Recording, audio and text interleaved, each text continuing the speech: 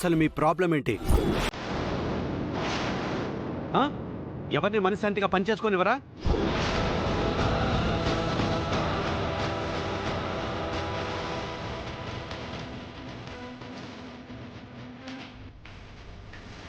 నేను పెట్టిన పేపర్స్ ఎవరు తీశారో, అసలు అవి ఎలా మిస్ అయ్యాయి? ఒకవేళ ఆ పేపర్స్ కనుక సూర్యప్రతాప్ చూస్తే నన్ను చంపేస్తారు. ముందు వీళ్ల సంగతి తెలుద్దాం, ఆ తర్వాత మిస్ అయిన పేపర్స్ గురించి ఆలోచిద్దాం. సార్, నేను మీ దగ్గర పనిచేయడం వీళ్ళకి ఇష్టం లేదనుకుంటా సార్. అందుకే ఇలా నా మీద బురద జల్లడానికి ప్రయత్నిస్తున్నారు. ఇందాక కూడా నేను మీ దగ్గరికి వస్తుంటే అడ్డుపడ్డారు, ఏవో పిచ్చి పిచ్చిగా మాట్లాడారు.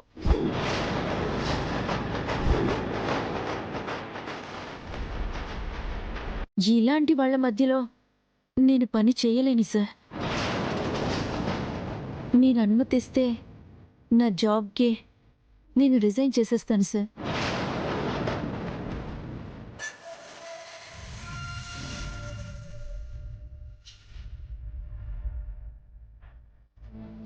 మాధవి, అక్కర్లేదు. ఇక్కడ ఎవరు ఏం చెప్పినా ఏం చేసినా సిన్సియారిటీ మీద బురద చల్లలేరు. సిన్సియారిటీ మీద బురద చల్లాలని చూస్తే కన్న కూతురైనా సరే క్షమించను. పెద్దయ్య, ఈవిడ గారు ఫోన్లో మాట్లాడడం మేము విన్నాం పెద్దయ్య. అంతేకాదు, ఈవిడ జీవన కలవడం కూడా మేము చూసాం. అందుకే అనుమానం వచ్చింది.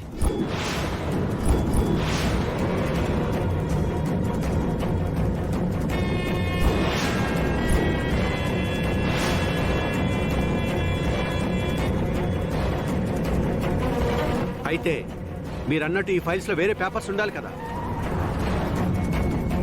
అరే, ఎందుకరే ఇంత దిగజారిపోతున్నారు? అసలు ఆ జీవన్ గారి దగ్గరికి నువ్వెందుకు వెళ్ళావు? ఈ కుటుంబాన్ని సర్వనాశనం చేసిన ఆ జీవన్ గారిని కలవాల్సిన అవసరం నీకేంటి? నాన్న, రాఘవ్ని కిడ్నాప్ చేసింది జీవనే నాన్న. రాఘవ్ని పట్టుకుందామని వెళ్ళాం. రాఘవా రాఘవా రాఘవా!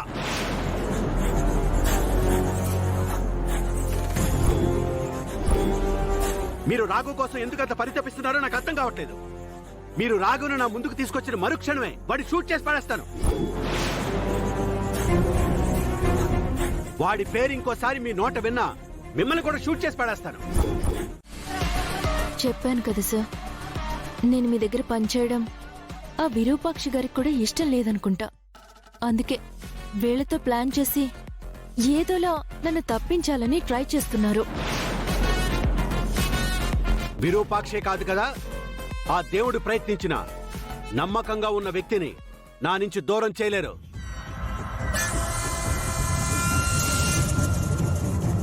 చూడు రూపా, నేను చేసే పనికి ఆటంకం కలిగించాలని చూస్తే కన్న బిడ్డవని కూడా క్షమించను. రాజు, నిన్ను కూడా. వెళ్ళండి ఇక్కడి నుంచి, వెళ్ళండి.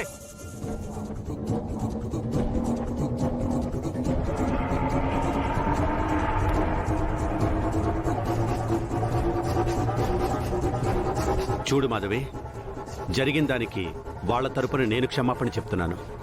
వద్దు సార్, వాళ్ళ మాటలు విని ఎక్కడ నన్ను దూరం పెడతారేమోనని భయపడ్డాను.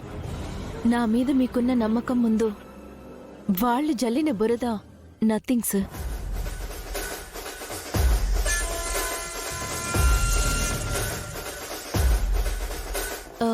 మీరు సంతకం పెట్టండి సార్.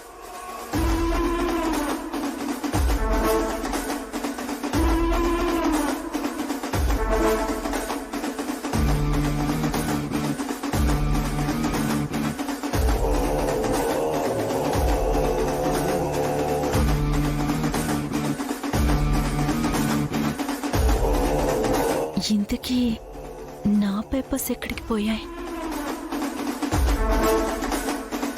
ఇవోకే, మరి జీవన్ ఇచ్చిన పేపర్స్ ఏమైనట్టు? ఓకే సార్, ఇంకా కొన్ని ఫైల్స్ మీద సంతకాలు చేయాలి. అవి రేపు చేతురు గాని ప్రస్తుతానికి మీరు రెస్ట్ తీసుకోండి. షూర్ మాధవి. ఉంటాను సార్. ఉమ్.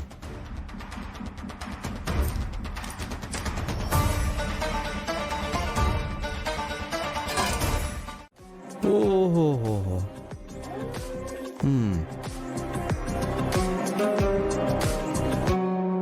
ఆ, దీపక్నే ఎందుకని అనుమానం వద్దు.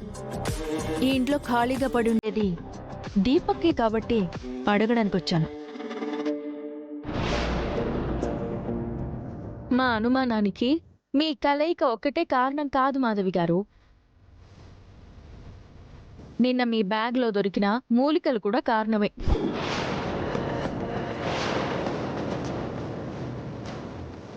ఆ మూలికల గురించి తెలుసుకున్నాం. అవి వామిటింగ్ సెన్సేషన్ని అరికట్టేవి కాదు, వశీకరణం చేసుకోవడానికి వాడే మూలికలని మాకు తెలిసింది.